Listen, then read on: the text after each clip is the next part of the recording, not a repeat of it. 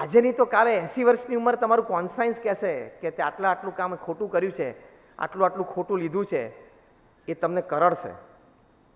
અને સમજી રાખજો, કર્મનો સિદ્ધાંત તો છે જ. લીધું છે એ આપવું તો પડશે જ. કે remain faithful to your words, to your conscience, to people. એકવાર મોઢેથી બોલ્યા, હા બોલતા પહેલા 100 વાર વિચાર કરી લો, પણ એકવાર પ્રોમિસ આપી તમારા ફ્લેટ જે લેવા આવે છે ખરીદવા, કે હું તને આપીશ ખાતમુહૂર્ત વખતે અથવા તો પ્રી બુકિંગમાં, એ આપવાનું. અને ખોટ જતી હોય ને તો ખોટ ખાઈ નહીં આપવાનું. એ ખાનદાની છે, એ માણસાઈ છે.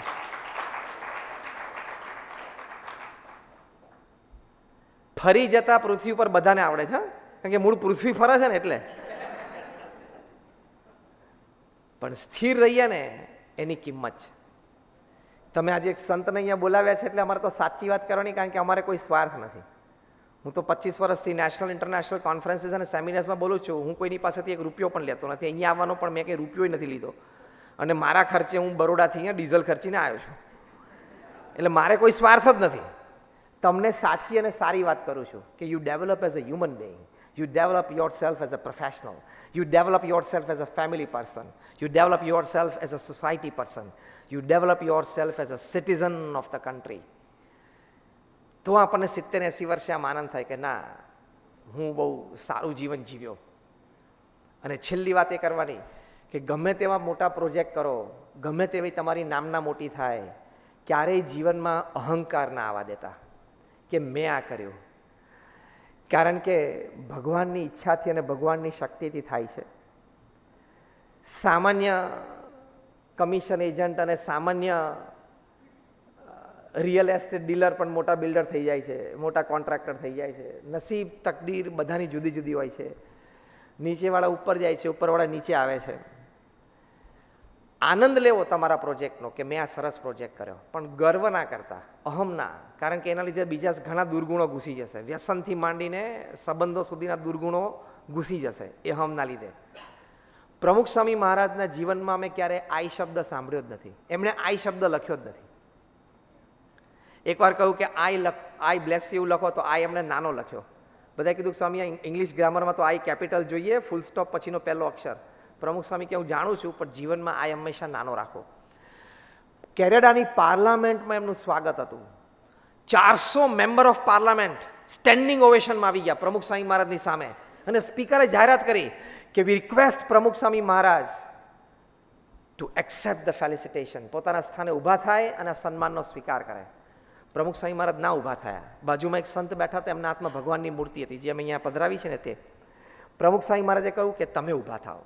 પેલા સંત કે સ્વામી તમારા નામની જાહેરાત થઈ છે ને, તમારું સન્માન છે ને, 400 સાંસદો તમારી સામે ઊભા થઈ ગયા છે સન્માન માટે, ક્લેપિંગ ચાલુ છે કેનેડાની પાર્લામેન્ટમાં. પ્રમુખ સ્વામી મહારાજે એને કહ્યું કે સન્માન ભગવાનનું છે, ભગવાનના લીધે આપણને બોલાવે છે, તમે ઊભા થાઓ પછી ઊભો થઈશ. આટલા મોટા સન્માનમાં ભગવાન યાદ આવવા એ અહમ શૂન્યતા હોય ને તો જ શક્ય બને. બાકી આય હોય ને એ વ્યવસ્થિત આમ ઊભો થઈ જાય, yes here I am, hi how are you, તરત ચાલુ થઈ જાય, ખબર છે.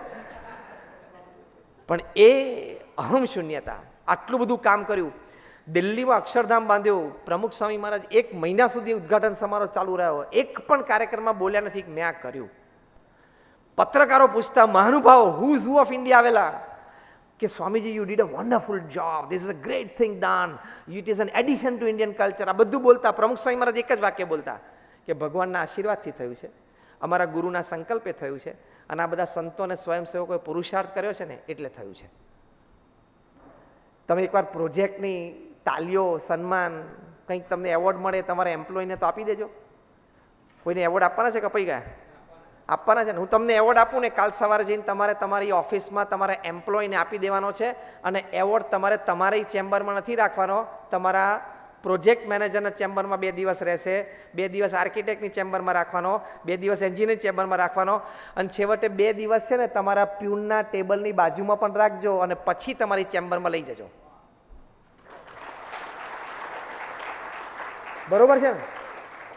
તમે માનો છો કે તમારો પ્રોજેક્ટ કોઈ સાઇટ ઉપર ચાલે છે, એની પાછળ તમારા કાર ડ્રાઈવરનો પણ એક રોલ છે?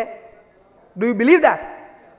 બહુ મોટા મેનેજમેન્ટ ગુરુ zig ઝિગલર, Stephen કોવી, Anthony Robbins, Robin Smith આ શીખવાડે છે કે તમારા કપડાં ઇસ્ત્રી કરે છે ને તમારો લોન્ડ્રીનો માણસ છે ને એનો પણ તમારી સક્સેસફુલ મિટિંગ જે 11 વાગે થઈ ને સવારે ઓફિસમાં, એની પાછળ સવારે તમે જે ઇસ્ત્રીવાળા કપડાં પહેર્યા ને એ કપડાં જે લોન્ડ્રીએ ધોયા ને એનો પણ એક હિસ્સો છે. Do you believe that? Yes or no? When you start believing that you will respect and love people. એટલે તમને જે અત્યારે એવોર્ડ મળે ને હજી તમારે મહિના પછી તમારા ચેમ્બરમાં મૂકવાનો છે. Right or wrong? Rays your hands. અને મહિના સુધી રોટેશનમાં રહેશે બધે 3-3 દિવસ. એટલે બધા શાંતિથી એન્જોય કરીને વાપરી લે ને પછી છેલ્લે ફિનિશ પ્રોડક્ટ આવવાની છે તમારા હાથમાં. Give that credit to your employees. જે પ્રમુખ સ્વામી મહારાજ દિલ્હી અક્ષરધામ પછી કીધું કે આ સંતો અને કાર્યકર્તાઓએ કર્યું છે, મેં કાંઈ નથી કર્યું. આવા વેલ્યુઝ શીખવાના. કામ કરતા પૃથ્વી ઉપર બધાને આવડે છે અને પૈસા કમાતા બધાને આવડે છે. એ બહુ મોટી વાત નથી. પૃથ્વી ઉપર રોજ, સાંભળજો, પૃથ્વી ઉપર રોજ હજારો લોકો લાખોપતિ થાય છે અને સેંકડો લોકો કરોડોપતિ થાય છે રોજ. પૃથ્વી ઉપર રોજ હજારો લોકો લાખપતિ બને છે, એટલે એની પાસે લાખ રૂપિયા આવ્યા. આજે લાખોપતિ થયો કહેવાય એવા હજારો લોકો છે. અને રોજ કરોડમાં બ્રેકેટમાં આવી જતા હોય એવા સેંકડો લોકો છે. એટલે એ બહુ મોટી વાત નથી. મોટી વાત એ છે કે એઝ અ હ્યુમન બિંગ, માણસ તરીકે તમે લોકોને પ્રેમ આપો અને પ્રેમ સંપાદન કરી શકો, ક્વોલિટી વર્ક કરો, પ્રોમિસીસ ઉપર રહો, લોકોને સાચવી શકો, ભગવાનમાં શ્રદ્ધા હોય, અહમ ના હોય અને એક સારી વ્યક્તિ તરીકે તમે જીવી શકો. આપણા પ્રધાનમંત્રી શ્રી નરેન્દ્રભાઈનો એક ફોટોગ્રાફ તમે જોયો હશે. જ્યારે અને અત્યારે પણ ગામોગામ ટોયલેટ બંધાવવાની વાત હતી, ખાસ કરીને બહેનો માટેના ટોયલેટની આખા ભારતમાં. તો એક કાર્યક્રમમાં એ ગયા, ત્યાં એમને ખબર પડી કે એક 90 વર્ષના વૃદ્ધ બેન, એમણે પોતાની બકરીઓ વેચી દીધી અને ગામમાં લેડીઝ માટે ટોયલેટ બનાવવા માટે મોદી સાહેબે એમને મંચ ઉપર બોલાવ્યા અને મંચ ઉપર બોલાવીને પ્રધાનમંત્રી શ્રી એમને પંચાંગ પ્રણામ કર્યા હતા. તમને કદાચ આ સ્ટોરી ખબર પણ હશે અને ફોટોગ્રાફ પણ જોયો હશે. એક પ્રધાનમંત્રી તરીકે દુનિયાની સૌથી મોટી લોકશાહી, એના પ્રધાનમંત્રી તરીકે એક આવી વાત જાણીને એક આવી ગરીબ વ્યક્તિને એ પંચાંગ પ્રણામ કરી શકે છે. તો તમે તમારા એમ્પ્લોય જે તમારા ઇનડિરેક્ટલી તો બિઝનેસમાં પાર્ટનર જ છે, ભલે એમ્પ્લોય છે, તો તમે એને પ્રેમથી ગુડ મોર્નિંગ ના કહી શકો સવારે? અથવા તો જય શ્રી કૃષ્ણ, જય સ્વામી, જે પણ તમારા ઓફિસમાં સિસ્ટમ હોય, બધા સાથે પ્રેમથી આંખ મિલાવવાની, બધાને સ્માઇલ આપવાની. સ્માઇલની પ્રેક્ટિસ પડશે, એમાં શું વાંધો છે?